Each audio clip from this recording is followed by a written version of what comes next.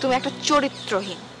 তুমি তো আমার কথা বিশ্বাসই করছো না। কাল থেকে না আমিও দেখাবো আমি কি করতে পারি। আমার কাজিন আছে আসিফ, আমি ওকেই বিয়ে করব।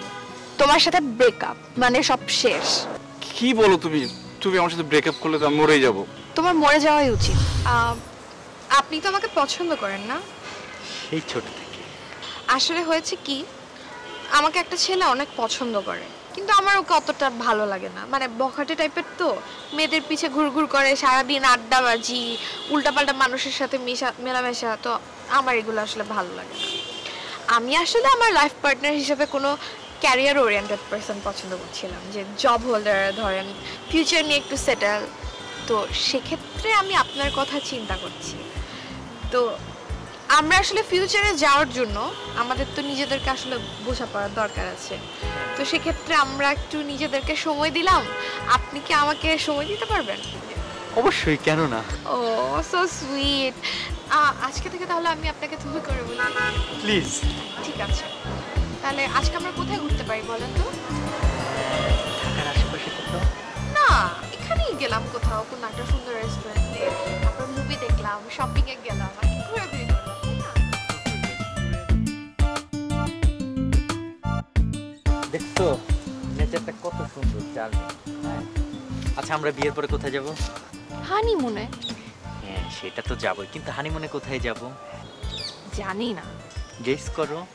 সিঙ্গাপুরে যাব। না, সিঙ্গাপুর না, আই ডোন্ট লাইক সিঙ্গাপুর। কোথায় যাব?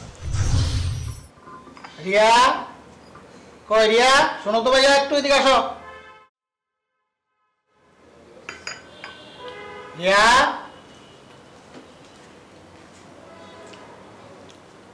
শোনো, ছোটবেলা বাবা মারা যাওয়ার পরে তোমাকে কুলে পেটে করে মানুষ করেছি, কিন্তু তুমি যা শুরু করছো তা তো আর নেওয়া যেতেছে না।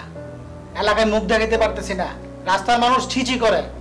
তুমি এক মদকুর মাতালের সঙ্গে প্রেম করো, যে ছেলেটা মদ খায়া মেয়ে নিয়ে পুলিশের কাছে ধরা খাইছে। আবার যদি তোমাকে এরকম করতে দেখি, আবার যদি দুই ছেলের সঙ্গে ঘুরতে দেখি, তাহলে কিন্তু বাসার থেকে বের করে দেবো। তোমাকে লাস্ট ওয়ার্নিং দিয়ে দিলাম। এসব ভালো না, এসব ছাড়ো, এসব ছাড়ো, এসব ভালো না। তৃতীয়বার যেন এগুলি না দেখি, বাজে এক ছেলের চরিত্রহীনের সঙ্গে প্রেম করে।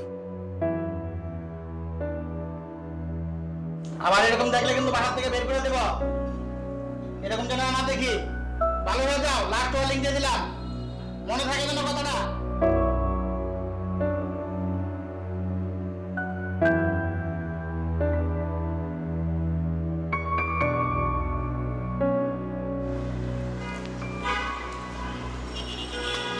আসিফ, তোমাকে সাথে নিয়ে আসছি কারণ তুমি তো জানো রিয়া আমার একমাত্র ছোট বোন। ও বাবা মা মারা যাওয়ার পর ছোটবেলা ওকে মানুষ করছে। একটা ছেলে ওকে ডিস্টার্ব করে। কি বলেন ভাইয়া? হ্যাঁ, তুমি ওকে একটু বুঝাও, তোমাদের মধ্যে একটা বোঝাপড়া হয়ে যাবে। আরে তুমি তো আমার ছোট ভাই।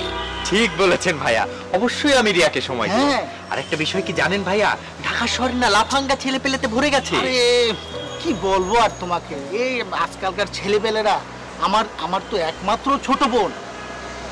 আমি ওকে অনেক ভালোবাসি, ওকে অনেক আদর করি, কিন্তু এ বুঝোই তো, ওরে একটা ছেলে ডিস্টার্ব করে মাথাটা ঠিক থাকে না ভাই। তুমি একটু বুঝাও ভাই, তুমি একটু সময় দাও। আপনি কোনো টেনশন করেন না ভাইয়া, আমি সব সময় তোমার উপর আমার পুরো আস্থা আছে, তোমার উপর পুরো আস্থা আছে আমার। ঠিক আছে ভাইয়া, দোয়া করবেন আমার জন্য। হ্যাঁ হ্যাঁ হ্যাঁ, আসসালামু আলাইকুম। ওকে ভাই, ভালো থেকো। আসি ভাইয়া। জি।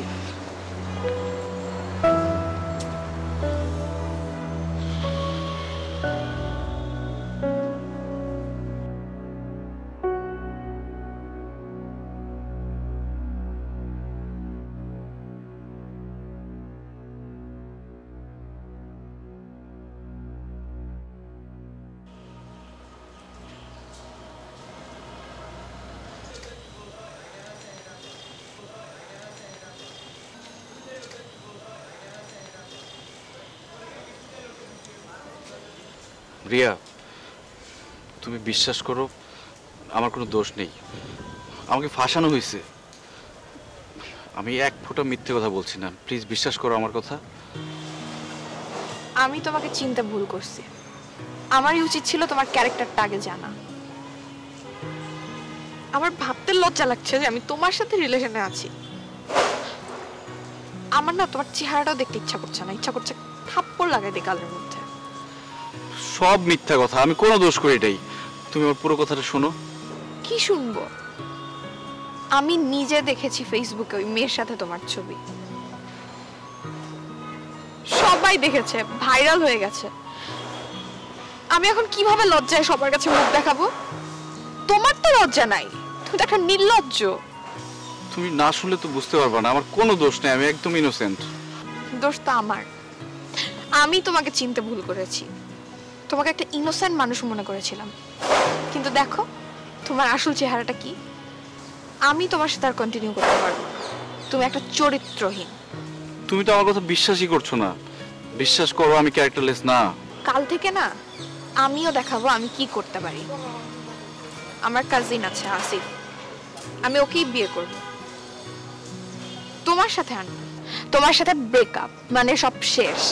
কি বলো তুমি? তুমি আমার সাথে ব্রেকআপ করলে তো আমি মরেই যাবো। তোমার মরে যাওয়াই উচিত। তোমার না চেহারাটা আমার আর দেখতে ইচ্ছা করছে না। প্লিজ রিয়া, এরকম পাগলামি করে না, শোনো আমার কথাটা প্লিজ। রিয়া, তুমি আমার হাত ছাড়ো, আমি না সিনক্রেট করতে চাচ্ছি না। আমার সাথে আর কোনো কন্ট্যাক্ট করার চেষ্টা করবে না। রিয়া, আমার রিয়া।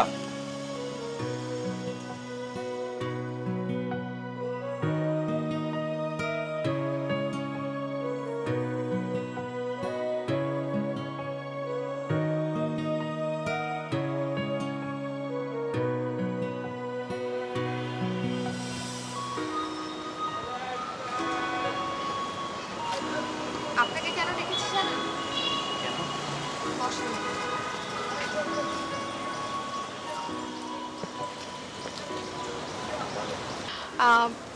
আপনি তো আমাকে পছন্দ করেন না? সেই ছোট থেকে।